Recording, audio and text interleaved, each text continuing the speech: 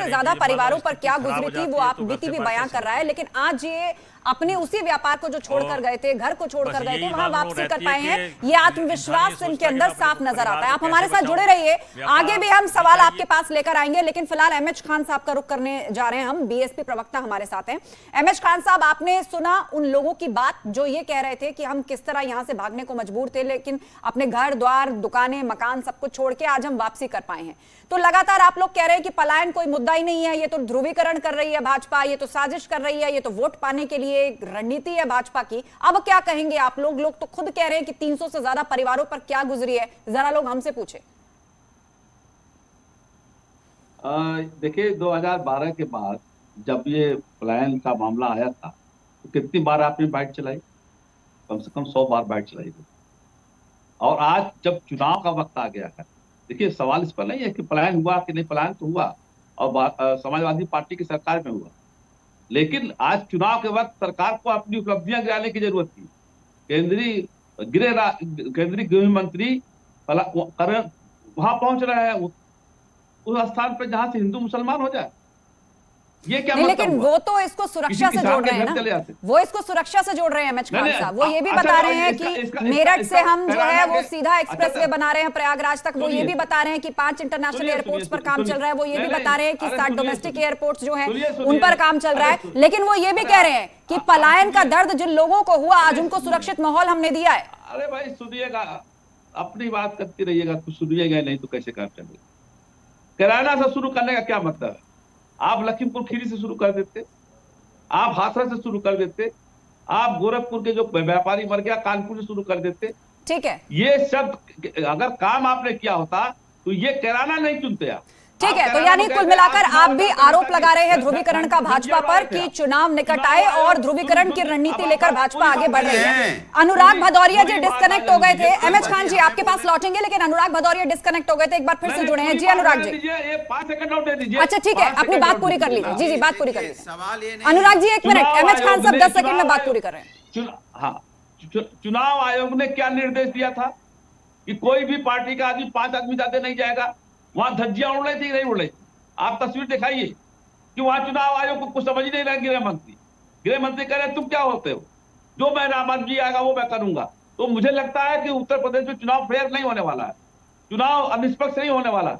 इस तरह से अगर सत्ता पक्ष का गृह मंत्री अगर घूमेगा सबको लेकर साथ में, तो चुनाव निष्पक्ष नहीं होने वाला है। ये अंदेशा हो गया मुझे कि ये इस सरकारी दुरुपयोग किया जा रहा है इसका। चलिए ठीक है, आप सरकारी मशीनरी के दुरुपयोग का आरोप लगा रहे हैं, आप ध्रुवीकरण की साजिश का आरोप लगा रहे हैं। अनुराग भदौरिया जी बताइए, आपको नहीं लग रहा है? आपको नहीं लग रहा? ठीक है एमएच खान जी, आपने बात पूरी रख ली। अनुराग भदौरिया जी, हमने पलायन के पीड़ितों का दर्द सुनवाया, आप डिस्कनेक्ट हो गए थे, लेकिन जो बात उन्होंने कही मैं रख देती हूं आपके सामने, यदि आप नहीं सुन पाए हो तो। उन्होंने कहा 300 से ज्यादा परिवारों का दर्द क्या है, कोई हमसे पूछे। कैसे फर्जी कहा जा सकता है पलायन के मुद्दे को? जी अरे ओ आस्था जी अनुराग जी जवाब दे दीजिए, पलायन पर ही बोल दीजिए, दंगों पर बोल दीजिए कुछ। क्या बोलेंगे? हाँ बोल रहा हूं। मैं तो पूछ रहा था, मैं तो ये सोच रहा था कि भैया महिला सम्मान की बीजेपी बात करती है, तो हाथरस में बच्ची के साथ अन्याय हुआ तो क्यों नहीं गए थे भाई अमित शाह जी? क्या महिलाओं का सम्मान नहीं है? महिलाओं के सम्मान के लिए तो उसके घर नहीं गए आज तक वहां पे चीरहरण हुआ बेटी का लखीमपुर में, आज तक उसके घर नहीं गए। वहां पे जहां किसानों को रौंदा गया, 8 किसानों की मौतें हुई, उसके घर तो आज तक नहीं गए। क्यों नहीं गए भाई? उन्नाव की बेटी के साथ अन्याय हुआ, उसके घर तो आज तक नहीं गए। और मनीष गुप्ता को पुलिस ने पीट के मार डाला, उसके घर भी नहीं गए। और विवेक तिवारी की गोली मार के निर्दोष की हत्या कर दी गई, उसके भी घर नहीं गए। तो मेरा सवाल है, कोविड काल में लोग ऑक्सीजन के बगैर तड़प के मर गए, उनके भी घर नहीं गए। तो इसके मतलब कैसे देश के ये मंत्री जी हैं, गृह मंत्री जी, जिन लोगों ने पलायन किया, क्या आप मुद्दे को खारिज कर सकते हैं? क्या आप इस मुद्दे से मुंह मोड़ सकते हैं कि दंगे हुए, पलायन हुआ, लोगों ने अपने घर के बाहर पोस्टर लगाए कि अब हम यहाँ नहीं रह सकते? क्या आप इस मुद्दे को खारिज कर देंगे? परेशान हो गए। 1 मिनट, आपने जितने भी आरोप लगाए उनका जवाब मैं समीर सिंह जी से ले लेती हूँ। बीजेपी प्रवक्ता हमारे साथ हैं और एक बार भी अभी उनको मौका नहीं मिला है बोलने का। समीर सिंह जी, ये मुद्दे अनुराग भदौरिया जो उठा रहे हैं, सुना आपने उनके बारे में, क्या कहेंगे अब आप? हो गया आपके पास लौटेंगे, लेकिन आप ही के सवालों का जवाब समीर सिंह दे दें पहले।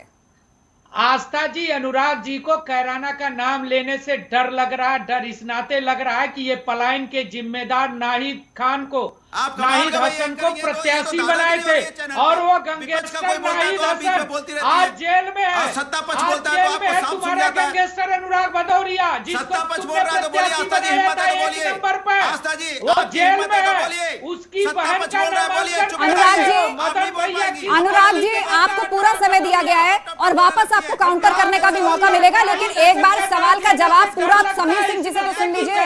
में पलायन का वो जिम्मेदार था। आप लोग एक साथ बोल पड़ते हैं, एक साथ बोल पड़ते हैं आप अनुराग जी, पूरा समय आपको दिया गया है, आगे भी काउंटर करने का मौका मिलेगा आपको। दादागिरी की एंकरिंग हो रही है, ये दादागिरी है चैनलों की। देखिए आपको पूरा समय दिया गया है अनुराग जी, आप मुद्दे पर नहीं बोलते, आप पलायन पर नहीं बोलते, आप दंगे पर नहीं बोलते, पीड़ित परिवारों की बात को आप खारिज करते हैं और फिर एंकर पर आरोप लगाते हैं। चेहरा आपका बेनकाब हो गया अनुराग भदौरिया। अनगिनत क्या आप बोले नहीं देते मुझे, मेरा सेंटेंस पूरा नहीं होने देंगे। चेहरा बेनकाब दंगाइयों से मुजफ्फरनगर के दंगे में 50,000 लोग विस्थापित हुए थे, उसका जिम्मेदार कौन था? समाजवादी पार्टी के नेता थे। दंगाइयों को चाय कौन पिला रहा था? अखिलेश यादव पिला रहे थे। बुलडोजर से डर किसको लगता है? अखिलेश यादव। ठीक है समीर सिंह, अनुराग भदौरिया, आप दोनों को मैं रोकना चाहूंगी। समीर सिंह, अनुराग भदौरिया, आप दोनों को मैं रोकना चाहूंगी। एक साथ आप लोग बोलेंगे तो किसी की भी बात जनता को समझ में नहीं आएगी। एक एक करके सवाल होगा, आपके पास मैं लौटूंगी, लेकिन मनोज रघुवंशी जी भी हमारे साथ जुड़े हुए वरिष्ठ पत्रकार। मनोज जी, यहाँ पर आरोप ये लगाया जा रहा है कि विकास की राजनीति नहीं कर सकते, इसीलिए ध्रुवीकरण का सहारा लेना पड़ रहा है। क्या कह रहा है आपका आकलन? किसकी राजनीति नहीं कर सकते? विकास की राजनीति नहीं कर सकती बीजेपी, इसीलिए ध्रुवीकरण का सहारा लेना पड़ रहा है। पश्चिमी यूपी में सपा और आरएलडी के गठबंधन के एवज में भाजपा को ध्रुवीकरण पे आना पड़ रहा है, ये आरोप विपक्ष लगा रहा है। क्यों पर आना पड़ा? ठीक बात, लेकिन ध्रुवीकरण पे पहले इतनी बात तो निपटा लें कि जो ये आरोप है कि भाई आप कैराना क्यों गए और आप कैराना जाके आप एक इसको मुद्दे को उभारना चाह रहे हैं। मुद्दे को, हमारा कहना यह है कि कैराना तो जाना ही चाहिए था, लेकिन अखिलेश यादव से और मायावती से और प्रियंका गांधी से भी एक सवाल है साथ में, मतलब खान साहब बैठे हैं, अनुराग भदौरिया जी बैठे हैं, कि जब कश्मीर से सारे के सारे हिंदू, यहां तक ये 300 थे ना कैराना में, कश्मीर घाटी से सारे के सारे हिंदू पलायन कर गए, उन लोगों को टेरराइज करके आतंकवाद के माध्यम से उन लोगों को डरा के भगा दिया गया। और 32 साल पहले ये हुआ, मतलब अभी 2 दिन पहले 32 साल हुए हैं इस बात को पूरे। उसके ऊपर मुलायम सिंह और अखिलेश यादव ने क्या दुख प्रकट किया जरा बता दें। या बांग्लादेश से 1971 में जो हिंदू प्रताड़ित करके भगाए गए, उनको जान से मारा गया, उनकी बेटियों का बलात्कार किया गया, उनके मंदिर तोड़े गए, उनके घर लूटे गए, वो लोग यहाँ पे आए, उन्होंने यहाँ शरण पाई। उसके लिए अखिलेश यादव या प्रियंका गांधी या मायावती या खान साहब या अनुराग भदौरिया को कोई दर्द हो या व्यक्त किया हो पहले तो बता दें। मतलब ठीक है, ये जो सवाल मनोज रघुवंशी जी आप उठा रहे हैं, इसका जवाब अनुराग भदौरिया और एमएच खान से ले लेते हैं। अनुराग भदौरिया जी।